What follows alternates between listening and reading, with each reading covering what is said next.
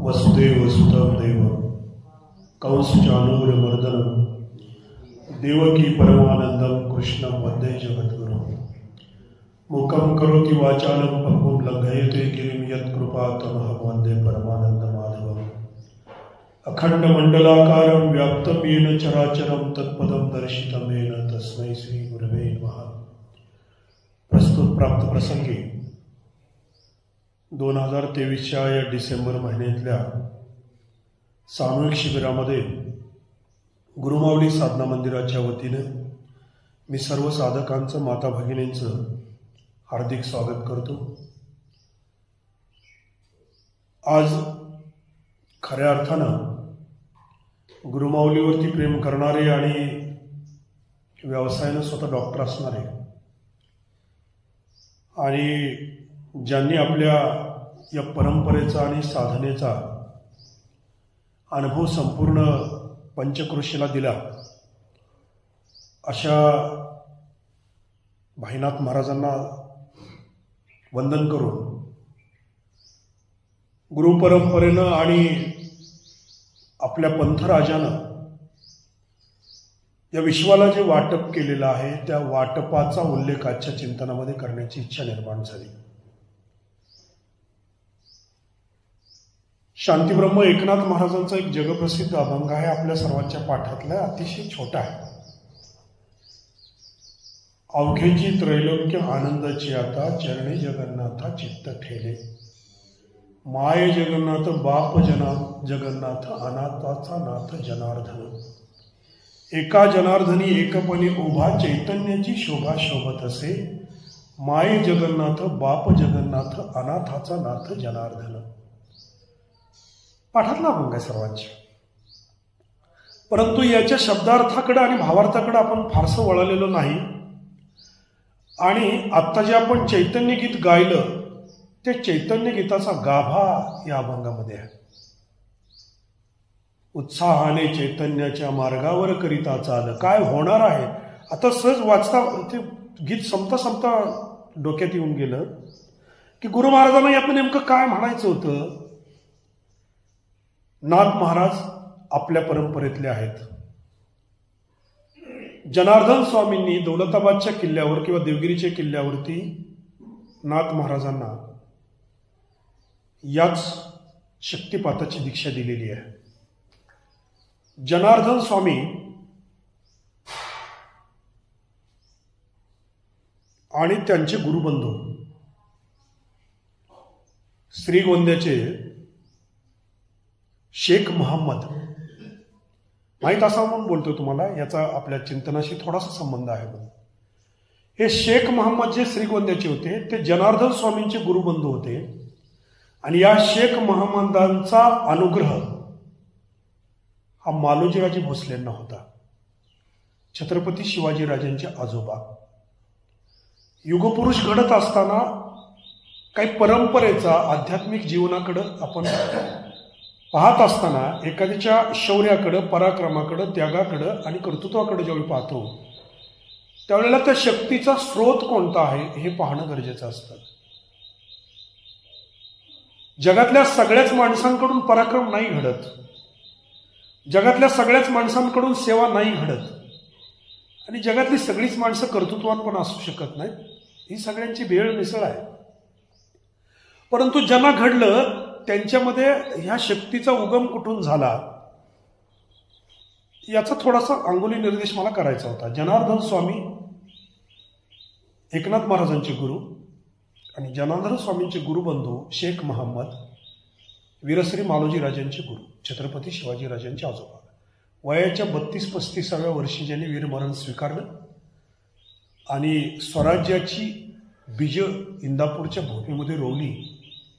5 वर्षाचे शहाजीराजे असताना ज्यांना ती जहागीर शहाजीराजांना मिळाली, नंतर माँसाहेबांनी नंतर 1646ला छत्रपती शिवाजीराजांना मिळाली आणि याच भूमीतून स्वराज्याच्या प्रेरणेचं बीज रोवलं गेलं, हा इतिहास आहे।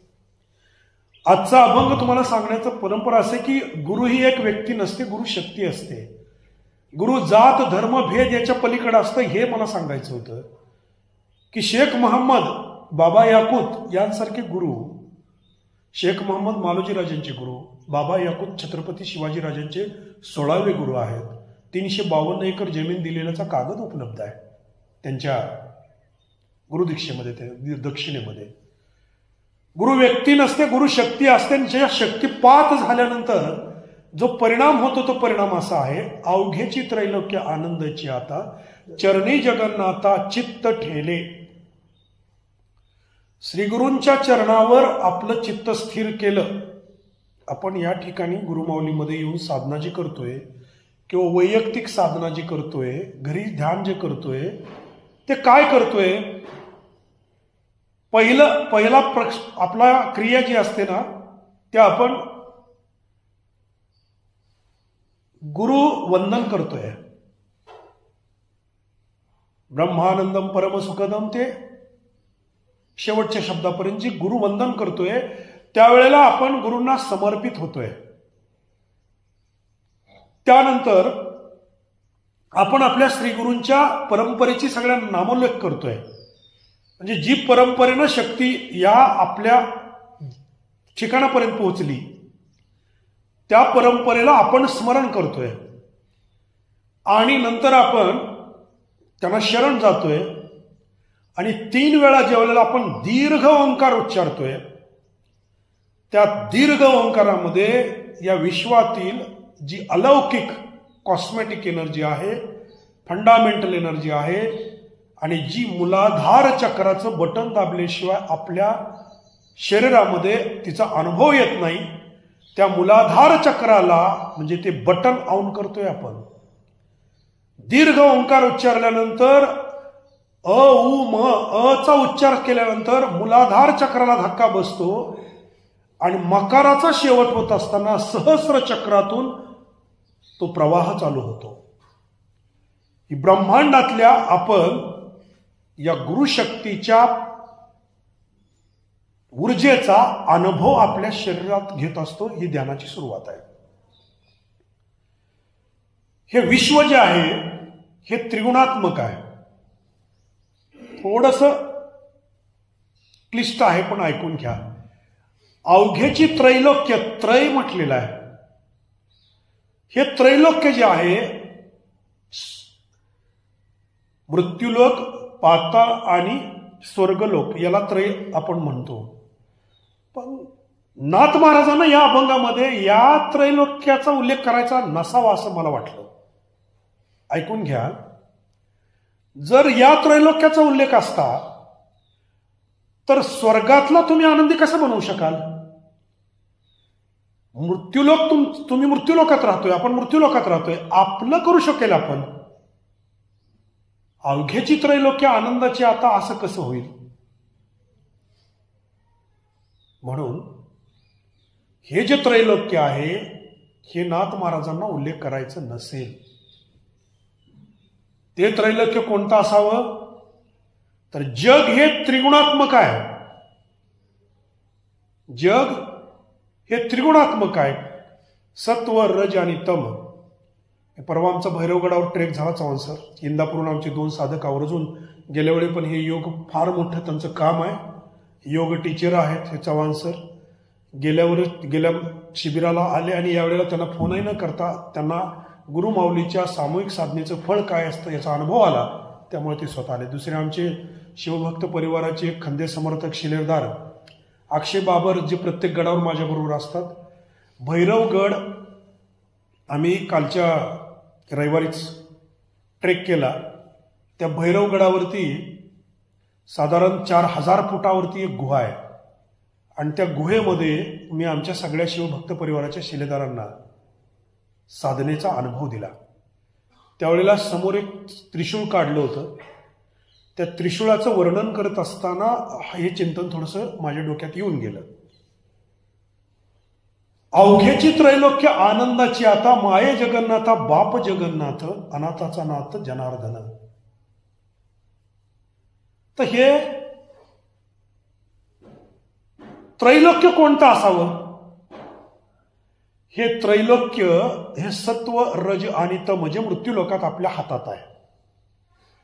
तुम्ही प्रत्येक व्यक्तीच्या अंगामध्ये सुद्धा हे 3 गुण आहेत, कारण हे विश्वच त्रिगुणात्मक आहे. ब्रह्मानंदम परम सुखदम केवलम ज्ञानमूर्ती द्वंद्वातीतम त्रिगुणरहितम सद्गुरुम तम नमामि. त्रिगुणाच्या पलीकडे गेलेलं म्हणजे ज्यांनी ह्या सत्व रज तम या 3 गुणांच्या पलीकडे गेल्यानंतर आनंद आहे.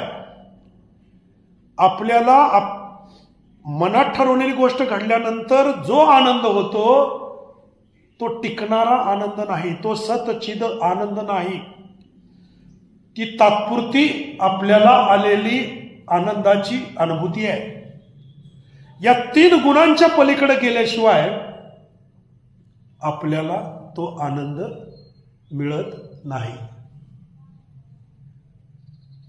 सद्गुरूंच्या चरणाजवळ आपलं चित्त ठेवल्याशिवाय किंवा आपण जे मूलाधार चक्राला धक्का मारून जे पुढे प्रवेश करतोय आपला, तो केल्यानंतर आपल्या शक्तिमातेच्या कडेवर बसून ज्या वेळेला आपण सुषुम्ना नाडीतून आपल्या पंचप्राणाचा आधार घेऊन आपला प्रवासवरती होत असतो, त्या काळामध्ये या 3 गुणांच्या पलीकडे जाण्याची आपली प्रक्रिया घडत असते. वास्तविक संसारी आणि व्यावहारिक जीवनामध्ये आपल्यावरती या 3 गुणांचा प्रभावाला सोडून एक क्षण आपण जगत नाही. साधनाच फक्त एकमेव अशी 24 तासातला वेळ आहे की ज्या वेळामध्ये आपण या 3 गुणांना सोडण्याचा प्रयत्न करत असतो. ज्यांना ती प्राप्ती झाली त्या प्राप्तीला या 3 गुणांच्या पलीकडे गेल्यानंतर तो आनंदाचा साठा आपल्याला सापडत असतो. ब्रह्मानंद नुसता आनंद नाही, तो कुठला आनंद आहे?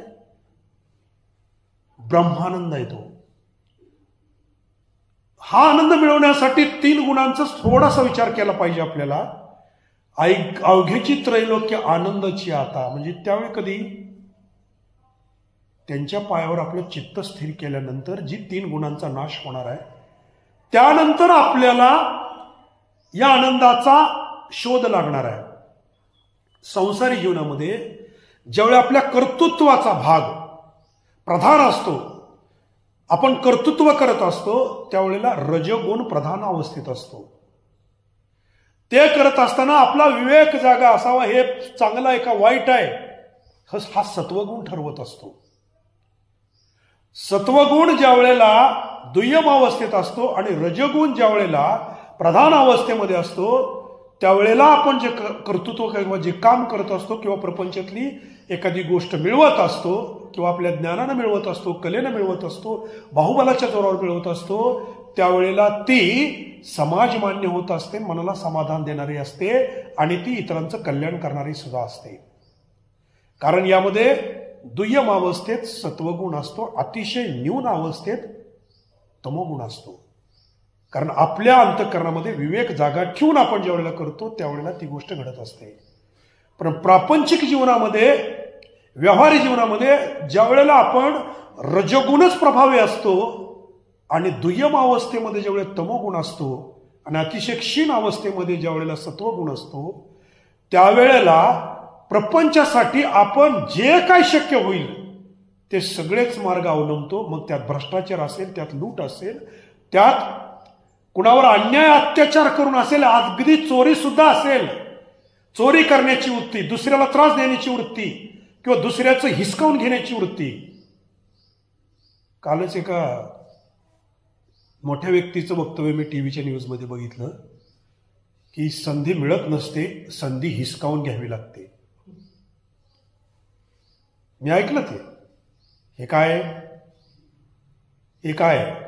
टीका नाही करायची मला कोणावर, पण जी माणसं स्वतःचं वर्चस्व, स्वतःचा प्रभाव, स्वतःची जी काय पोझिशन आहे ते मेंटेन करण्यासाठी राष्ट्रहित, समाजहित सगळं पायदळी तुडवून ज्यावेळी फक्त हिसकावण्याचा हेतू लक्षात ठेवते, त्यावेळेला तमोगुण प्रभावित.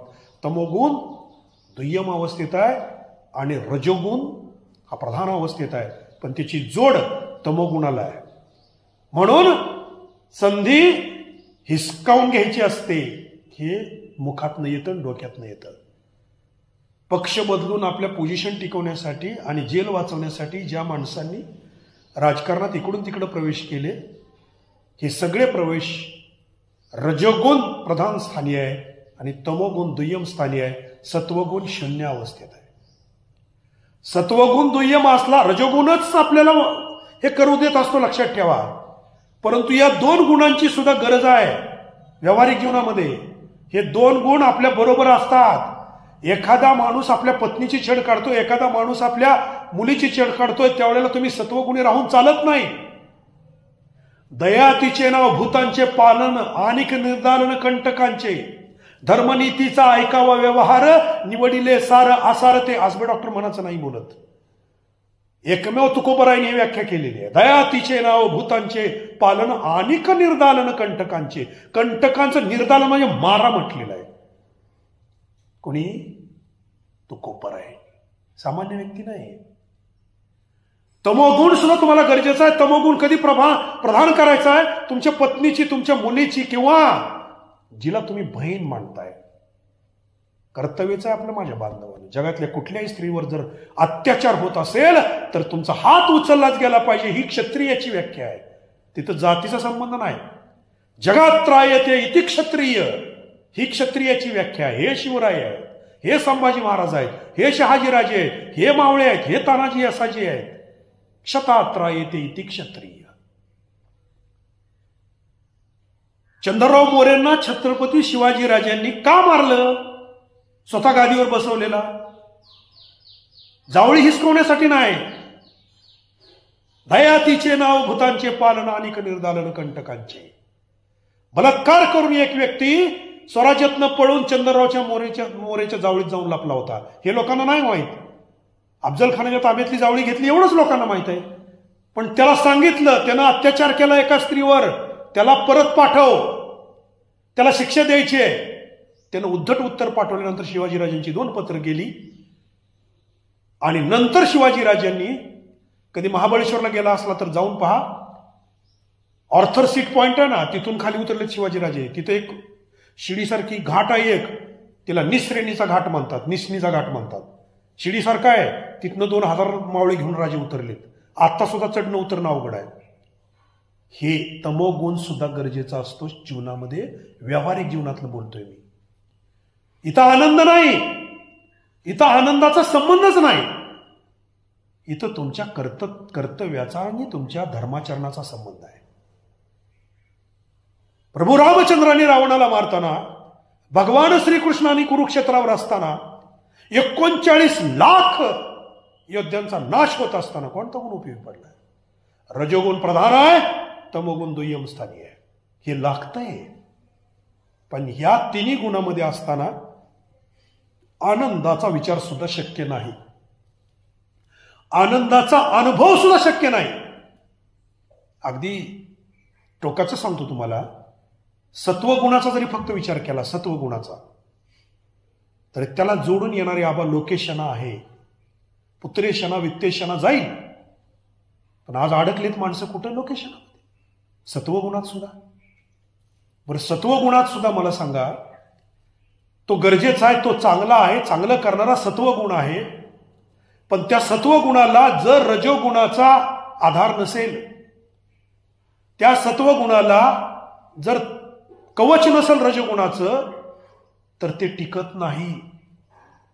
2/3 जगाने स्वीकारलेला गौतम बुद्धाचा बौद्ध धर्म सम्राट अशोकाच्या काळानंतर लयास का गेला? इतिहास पहा. लयास का गेला? कारण त्याच्या अगोदरचा जो वैदिक काळ होता, त्या वैदिक काळामध्ये माणसं कर्मकांडी झाली, यज्ञया करू लागली, गोमांस खाऊ लागली. सगळीच माणसं मांसाहारी होती. यज्ञात दिलेल्या पशुच्या बळीचा प्रसाद म्हणून खाऊ लागली. आणि त्यावेळी यंत्र नव्हती, पशुहत्या होऊ लागली. म्हणून क्षत्रिय असणाऱ्या गौतम बुद्धांनी 29व्या वर्षी घर सोडलं. 42व्या वर्षी त्यांना लाभ झाला, त्या ज्ञानाची प्राप्ती झाली गयेमध्ये. हे सूत्र सापडलं. आणि गौतम बुद्धांच्या 200-300 वर्षा काळानंतर 2/3 जगमध्ये, श्रीलंकेपासून ते चीन, जपानपर्यंत, पश्चिम अगदी आशिया खंडात बौद्ध धर्म पसरला. कारण त्यात अहिंसा प्रधान होती, सत्वगुण प्रधान होता. बौद्ध विहारामध्ये स्त्रीला प्रवेश नव्हता. आणि ते जे महायान आहे त्या महायानामध्ये सर्वाचा त्याग होता कपड्यासहित. ही नंतर आली कपडे त्यांचे आता बनतेंच्या अंगावर आहेत. भगव्या वस्त्राचा स्वीकार होता, हे त्याग होता. एवढा सगळा विचार सगळ्या जगाने स्वीकारला आणि सम्राट अशोकांनी तो धर्म वाढवला. आज आपल्या संविधानात किंवा तिरंग्यावर जे दिसतंय ना चक्र, ती धम्मचक्र वगैरे, नंतर पैशावर नोटवर जे 3 सिंह, हे सगळं सम्राट अशोकाचं काम आहे. वैभव संपन्न भारत त्या काळातला, तरी सुद्धा तमोगुण जो गरजेचा होता, क्षत्रियाचं जे कवच पाहिजे होतं, त्या धर्माला शिल्लक राहिलं नाही. त्यामुळं परकीयांची आक्रमणं तिथून पुढे सुरू झाली. आणि आपण अगदी शेवटचं आक्रमण तुम्हाला सांगतो. अल्लाउद्दीन खिलजी विश्वमाऊली ज्ञानदेव समाधीस्थ झाल्यानंतर ज्यावेळी देवगिरीला आला 1298, त्यावेळेला देवगिरीचा राजपुत्र कृष्णदेवराय आणि त्या राजा रामदेवराय हे कर्मकांडी बनले होते. 1 लाखाची फौज घेऊन त्र्यंबकेश्वरला यज्ञ करायला गेलता हा. म्हणून 15,000च्या फौजेनं पाडले आम्हाला. फक्त 1 लाखाची फौज आमच्याकडे असताना कवच नसेल सत्वगुणाला, रजोगुणाचं, हे शरीराचा सुद्धा विचार करा. धन आणि स्त्री कधीच कायद्यानं सुरक्षित राहिलेली नाही, राहणार नाही, राहत नाही. ऐका, कडवट वाक्य आहे ती. धन आणि स्त्री कधीच कायद्यानं सुरक्षित राहत नाही, राहिलेली नाही, राहणार नाही. धन आणि स्त्री जर सुरक्षित ठेवायची असेल तर ती बाहुबलाच्या जोरावर आणि नैतिकतेच्या जोरावरच सुरक्षित ठेवावी लागते. आणि तशीच पुढे सुद्धा ती सुरक्षित राहणार आहे. बाहुबल हे रजगुणाचं प्रतीक आहे आणि नैतिकता हे सत्वगुणाचं प्रतीक आहे. ती बहीण वाटली पाहिजे, ती आई वाटली पाहिजे, हे रजगुण ठरवत नाही, हे सत्वगुण ठरवतो. म्हणून सत्व रजतम हे त्रिशूळ आहे. आणि या त्रिशूळामध्ये सुद्धा मधली दांडी उंच आहे, हे लक्षात ठेवा. हे दोन्ही दांड्या, कडची जी टोक आहेत त्रिशूळाची ती समान नाहीत, मधलं टोक उंच आहे, कडची टोकं त्याच्या खाली आहेत. याचा अर्थ रजोगुण प्रधान आहे. त्यामुळं भगवान शिवाचे जेवढे अवतार आहेत, ज्योतिबा, बिरोबा, भैरोबा, हे जे बा आहेत, खंडोबा, हे सगळी आमची रुद्र अवतारातली कुलदैवत आहेत. याचा अर्थ जात धर्माच्या पलीकडे जाऊन आम्ही सगळेच क्षत्रिय आहोत, हे लक्षात ठेवा. कारण आमच्या सगळ्यांचं कुलदैवत क्षत्रिय आहे. म्हणून सत्व रजतम या 3 गुणांमध्येच माणूस जन्मतो, 3 गुणातच माणूस जगतो आणि हे 3 गुण घेऊनच माणूस मरतो. या 3 गुणांच्या पलीकडे कोण जातं? अवघ्याची त्रैलोक्य आनंदची आता, चरणी जगन्नाथा चित्त ठेले. नानाने उल्लेख केला होता, अवघ्याची त्रैलोक्य आनंदाची आता. हे आबा मला वाटतं बरं का, मी कधी या अभंगावर कोणाचं प्रवचन ऐकलं नाही, कोणाचं कीर्तन ऐकलं नाही. मला या जागेवर बसल्या सद्गुरूंनी मला जे आत्म सुचवलं ते बोलतोय. अवघ्याची त्रैलोक्य सत्व रजतम जर एकत्र घेतलं तर उरतंय काय? हेच अवघ आहे ना. हे सत्व रजतम हे तिन्हीच्या तिन्ही अवघ्याची त्रैलोक्य आनंदाची आता. आता आता वर्तमान काळ व्यक्त केला आहे. आता कधी? चरणी जगन्नाथा चित्त ठेले. त्यामुळे श्री गुरूंच्या चरणावर चित्ताला अर्पण करा. आपलं काय होते माहितीये का, आबा एक वेळ आपण साष्टांग लोट घालतोय, शरीर अर्पण करतोय, एक वेळ मन अर्पण करतोय, चित्त नाही. चित्त नाही. अट कुठली आहे? या 3 गुणाच्या पलीकडे जायचं असेल तर ती एकच शक्ती श्री गुरूंची, तीच तुम्हाला तिथं नेऊ शकते. जगातली कुठलीच शक्ती. तर देवाचं नाव नाही घेतलं, पांडुरंगाचं नाव नाही घेतलं, कृष्णाचं नाव नाही घेतलं, दत्ताचं नाव नाही घेतलं. अवघेची त्रैलोक्य आनंदची आता, चरणी जगन्नाथा चित्त ठेले. तिथं ठेवलं, तिथं नुसतं ठेले म्हणजे स्थिर झालं. तिथं स्थिर झाल्यानंतर हे त्रैलोक्य आनंद रूप बनतं. जगाचा नाश नाही होत, लक्षात ठेवा. हे आनंद रूप बनतं. तर हे जे आनंद रूप, अवघेची त्रैलोक्य आनंदाची आता, चरणी जगन्नाथा चित्त ठेले, माय जगन्नाथ बाप जगन्नाथ अनाथाचा नाथ जनार्दन. चिंतन काय सुंदर आहे हो. माय कोणाला म्हणतात? माय आणि बाप दोन्ही उपमा गुरूंना का दिलेल्या असावेत नाथ महाराजांना? माय कोणाला म्हणतात बरं? आपला स्वतःचा विचार करा. आपण आई कोणाला म्हणतो? जिनं जन्म दिलाय. बाप कोणाला म्हणतो? जन्म दिलेला तर आहेच, पण बापाचं बापपण काय आहे? आई जन्म देते, जन्म देणारी माय. हे बघा, त्या प्रत्येक अभंगाच्या संतांनी वापरलेल्या शब्दाला गूढ अर्थ आहे. स्त्रीचा प्रवास 3 टप्प्यात असावा ताई. जन्म देणारी माय आहे, सांभाळ करणारी माता आहे आणि उद्धार करणारी माऊली आहे. पुरुषाचा प्रवास सुद्धा हाच आहे, स्त्रीपुरतं नाही ते. इथं काय म्हटलंय? माय जगन्नाथ बाप जगन्नाथ अनाथाचा नाथ जनार्दन. इथं माता नाही म्हटलेलं. माय होणं सोपं आहे. प्राणी पक्षी सुद्धा पिलांना जन्म देतात. माय होण्यात काही अवघड नाही. माय होणं सोपं आहे, माता होणं अवघड आहे त्याच्यापेक्षा. आता शाळेत जाणाऱ्या पोराला, कॉलेजला जाणाऱ्या मुलींना आवरणं कुठल्या मायच्या हातात आहे मला सांगा? किती अवघड आहे. कुठला बाप आणि कुठली आई चिंतेत नाही मला सांगा? माझं लेकरू चांगलं आहे पण संगत चांगली नाही, कॉलेज चांगलं नाही. माता होणं अवघड आहे, तिला आवरणं सांभाळणं, त्याला आवरणं सांभाळणं. कॉलेजला पाठवलेला माझा मुलगा माझी मुलगी जसं पाठवलंय तसं निष्कलंक घरी येईल का याची गॅरंटी किती लोकांना आहे? लहान आणि मोठं असं नका समजू, पण माता होणं अवघड आहे मला एवढं सांगायचंय. आणि माऊली त्याच्या पुढचं आहे. माऊली तर काय, उद्धार करणारीच माऊली आहे, सांभाळ करणारी माता आहे. मग इथं नाथ महाराजांनी शब्द काय वापरला? माय जगन्नाथ. माय जगन्नाथ म्हणजे एक लक्षात ठेवा, मी मागे एकदा बोललो होतो तुम्हाला, त्यातले काही साधक ऐकायला असतील.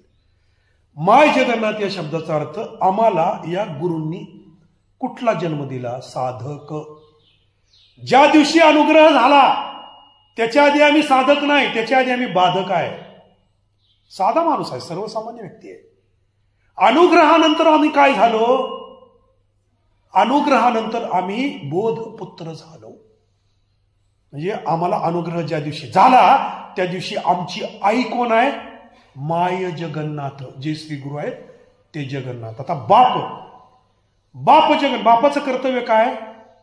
पालन आणि पोषण. या 2 शब्दाला मिळून होतो सांभाळ. अवघड आहे. पालन आणि पोषण.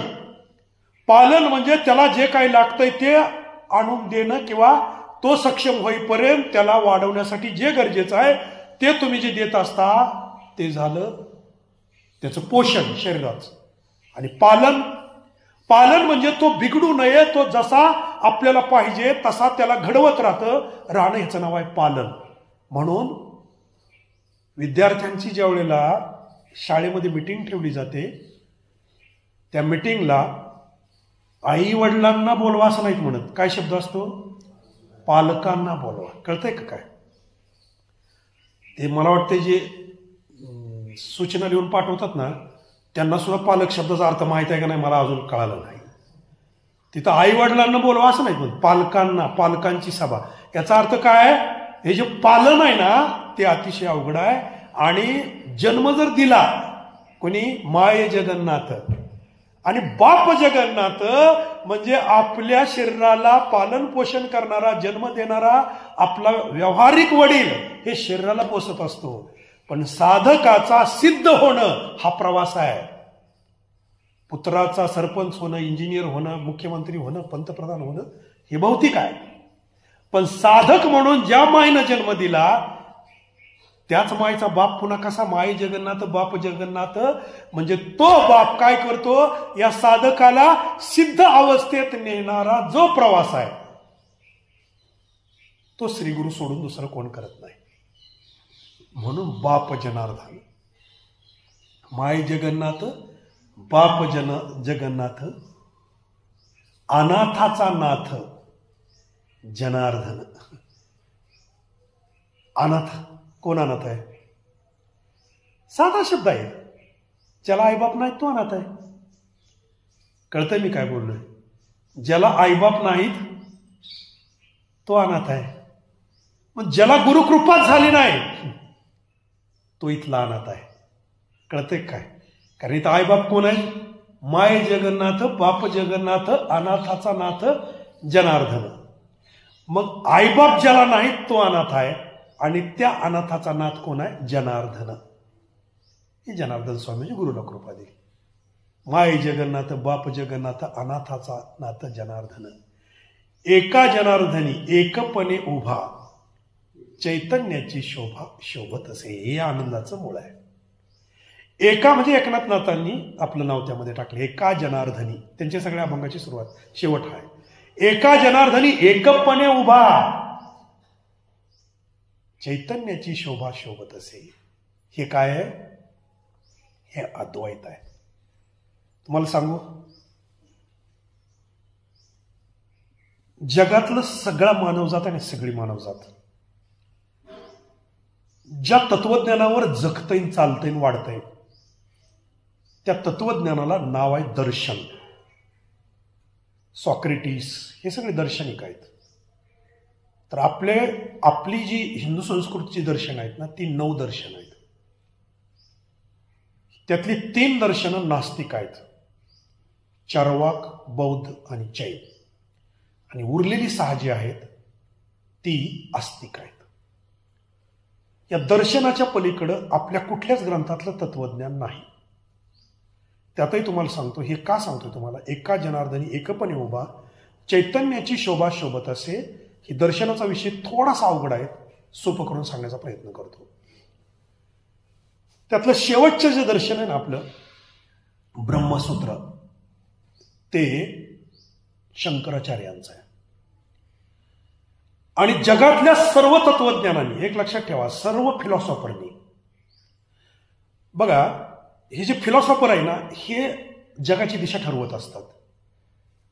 पंतप्रधान, अध्यक्ष, चान्सलर, प्रेसिडेंट हे नाही, कलेक्टर किंवा हे प्रशासन पण नाही.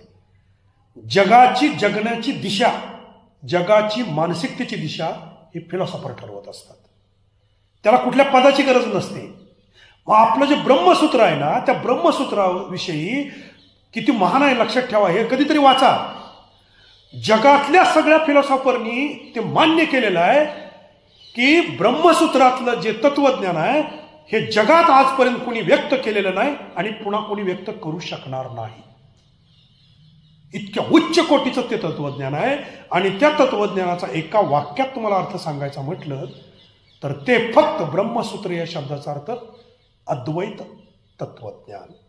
अद्वैत, अद्वैत आहे म्हणजे सगळा भेद मिटवून अहम ब्रह्मास्मी तत्वमसी या वेदांच्या महावाक्यांचा बोध ज्या गुरुकृपेच्या साधनेनं होतो त्याचा परिपाक किंवा त्याचा अंतिम ध्येय किंवा अंतिम मिळकत आपण त्याला असं म्हणू किंवा सर्वोच्च कमाई म्हणू, ती ही आहे अद्वैत साधनं. अद्वैत म्हणजे मी आणि देव वेगळा नाही, मी आणि ब्रह्मांडातली शक्ती वेगळी नाही, मी आणि तो एकच आहे याचा अनुभव येणं. हे बोलणं नाही, हे सांगणं नाही, याचा अनुभव येणं. कोण पुण्य त्याचा होईन सेवक जिही द्वंद्वाधिक दुरावले. ऐसे वरून मज दावी नारायणा अंतरीच्या खुणा प्रगटोनी. बहु अवघड आहे संत भेटी तरी जग जेठी करुणा केली. तो का म्हणे मग न ये वृत्तीवरी सुखा शेजारी पहुडेन. हा सुखाचा शोध आहे. काय सुखाचा शोध आहे? काय सुखाचा शोध आहे? मग न ये वृत्तीवरी सुखा शेजारी पहुडेन. वृत्तीवर मी येणारच नाही. कधी? कुठली वृत्ती? सत्व आणि रजतम. यात नाही आलो तरच सुख आहे, याच्या पलीकडे गेलो तरच आनंद आहे. मधला सगळा घोटाळा प्रपंचाचा आहे. त्यामुळे ब्रह्मसूत्र बघा, आपल्याकडं आचार्य शब्द वापरला जातो. आचार्य, आचार्य कोणाला म्हणते धर्मशास्त्र माहिती आहे का? हिंदू धर्माच्या भक्तीची, हिंदू धर्माच्या साधनेची प्रस्थानत्रयी आहे. उपनिषद, गीता आणि ब्रह्मसूत्र हे 3 आपल्याला माहीतच पाहिजेत. ही प्रस्थानत्रयी आहे. प्रस्थानत्रयी म्हणजे तुम्हाला त्या मार्गावर जाताना याचं ज्ञान पाहिजे, ही प्रस्थानत्रयी आहे. आता ही उपनिषद कळतील का आपल्याला? मराठीत असले तर कळतील, पण गोडी लागेल का? गीता आपण सगळी वाचली का? वाचली का? मला खरं सांगायचं, ज्यांनी वाचली असेल त्यांनी वाचली, पाठ झाली, आम्हाला गीता कळाली आहे का? आणि सगळ्यात अवघड तुम्हाला खरं सांगतो, ब्रह्मसूत्राचं एक पान वाचलं ना तर तुम्ही 50 किलोमीटर चालल्यानंतर जेवढं शिणणार नाही ना तेवढं शिणतंय. म्हणजे मेंदूला इतका ताण द्यावा लागतोय त्यावेळी तुम्हाला ब्रह्मसूत्र कळते. ही प्रस्थानत्रय आहे आपली. मग एवढं सगळं आम्हाला शक्य नाही. आजच्या प्रपंचाच्या युगात आमच्याकडे तेवढं आयुष्य उरलं नाही ते समजून घेण्या इतकं. आणि आजच्या प्रपंचाच्या युगात माझ्या कर्तव्य, माझ्या मुलाचं, पत्नीचं, बायकोचं सगळं बघून मला हे शक्य नाही, हे ज्या वेळेला मला कळतंय वास्तव, त्यावेळेला मला दुसरा कुठला तरी मार्ग पाहिजे ना. आणि तो मार्ग कोणता आहे? तू काहीच करू नको रे बाबा, तुझ्याकडे वेळ बी नाही, तू काहीच करू नको. काय कर? तू फक्त समर्पित होतो. अवघेची त्रैलोक्य आनंदाची आता चरणी जगन्नाथा चित्त ठेले, एवढी क्रिया कर आणि साधनेला बस. काय होईल? माय जगन्नाथ, बाप जगन्नाथ, अनाथाचा नाथ जनार्दन. तो जनार्दन तुला असा हातात घेईल, तो गुरु तुला असा कडेवर घेईल. आणि त्याच्यानंतर काय होईल? एका जनार्दनी एकपणी उभा, चैतन्याची शोभा शोभत असे. म्हणजे काय करेल? फक्त समर्पित झालो, तुमच्या कुंडलिनी शक्तीतनं तुमचा प्रवास ज्यावेळी वरती येईल, सहस्र चक्रापर्यंत तो प्रवास ज्या वेळेला करेल आणि तो पूर्णत्वाला जाईल, त्यावेळेला ती शक्ती 100% तुमच्या शक्तीबरोबर ज्यावेळी मॅच होईल आणि कायमची एकरूप होईल, त्याला म्हणतात अद्वैत, त्याला म्हणतात द्वंद्वातीत, त्याला म्हणतात त्रिगुण रहित. ही माणसाची परिपूर्ण अवस्था आहे. आणि ही अवस्था पाठ करून, वाचून, उपास करून होत नाही. ही अवस्था गुरुकृपेशिवाय आणि साधना केल्याशिवाय घडत नाही. म्हणून गुरुमाऊली ही आनंदाची शिदोरी वाटते. गुरुमाऊलीत किती लोक उपस्थित असं नाही ना, याचे अधिकारी सुद्धा मर्यादित आहेत. किती लोकांच्या संपर्कात आहे डॉक्टर आजबे, किती लोकांच्या संपर्कात आलेत आबा, लाखात आकडा आहे. किती लोकांना वाटलं हे घ्यावं, किती लोकांना वाटलं हे करावं. चालू जाणे वाट ऐसा विरळा एखादा, आवश्यक तो सेवक येर वावगी खटपट. ही वावगी खटपट आहे बाकीच्यांची. एखादा आहे म्हटलं, एखादा, आणि तो एखादाच ही विश्व टिकवतोय, लक्षात ठेवा. जगातलं चांगलं फार थोडं आहे, जगात वाईट भरपूर आहे, पण सगळं वाईट तारून येण्याची ताकद त्या थोड्यामध्ये आहे. म्हणून आपण चांगल्यात आहोत, ही आपलं सौभाग्य आहे. एका जनार्दनी एकपणी उभा, चैतन्याची शोभा शोभत असे. माय जगन्नाथ, बाप जगन्नाथ, अनाथाचा नाथ जनार्दन. हे श्रीगुरु आपले आहेत. हीच जनार्दन स्वामीची शक्ती आपल्या गुरुपरंपरेमध्ये. आता दीक्षाधिकारी म्हणून आबांच्यामध्ये सामूहिक साधनेतलं सगळ्यात मोठं फळ कुठलं आहे? इथं अनेक महात्म्यांची साधना झालेली आहे. आबांसारखे 50-50 वर्ष किंवा आमची ही जी वयस्कर माणसं आहेत, यांची जी साधना झालेली आहे, 3-3 वेळा साधना करणारे जे साधक आहेत, त्यांच्या शक्तीचा जो प्रवास आहे तो उच्च कोटीला पोहोचलेला आहे. आणि तो प्रवास, त्यांची जी बरोबर त्यांच्या साधना करण्याचं जे फळ आहे, की तुम्ही एक वेळ आबांच्या बरोबर साधना केली आणि महिनाभर घरी साधना केली तर त्या दोन्हीचं फळ एक आहे. एका झटक्यात जेवढा प्रवास होईल का माहीत नाही. इथल्या प्रश्न विचारतो बरं का, अनाहत नाद किती लोकांना ऐकायला येतोय?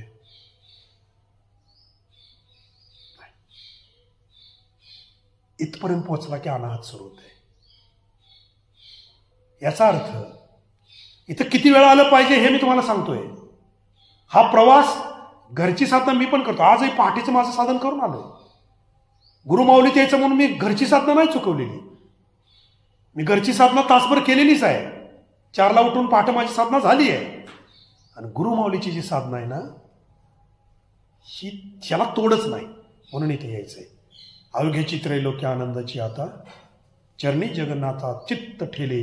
माय जगन्नाथ, बाप जगन्नाथ, अनाथाचा नाथ जनार्दन. एका जनार्दनी एकपणी उभा, चैतन्याची शोभा शोभत असे. हे जे चैतन्य आहे, जे चैतन्य गीत गायलं, हाच आनंदाचा साठा आहे. आणि तो आपल्याला नित्य आपल्या आत आहे आणि त्याचा शोध घ्यायचा असेल तर तो साधनेतनंच घ्यावा लागतो आणि त्याचा शोध ज्या दिवशी लागेल त्यावेळेला आपण अद्वैतात येऊन जे या अभंगामध्ये मूळ गाभा पकडून आनंदाचा साठा त्रैलोक्याचे आनंद करण्याचा जो उपक्रम आहे तो आपल्या जीवनामध्ये 100% प्राप्त होईल याची खात्री नाथ महाराज देतात, कारण त्यांनी तो अनुभवलाय म्हणून लिहिलाय. तोच अनुभव आपल्याला येऊ ही श्री गुरुचरणी प्रार्थना करतो आणि माझं चिंतन श्री गुरूंच्या चरणावर अर्पण करून सेवेला पूर्णविराम देतो. अवधूत चिंतन श्री गुरुदेव दत्त. आदरणीय आबांना विनंती करतो की त्यांनी त्यांचं चिंतन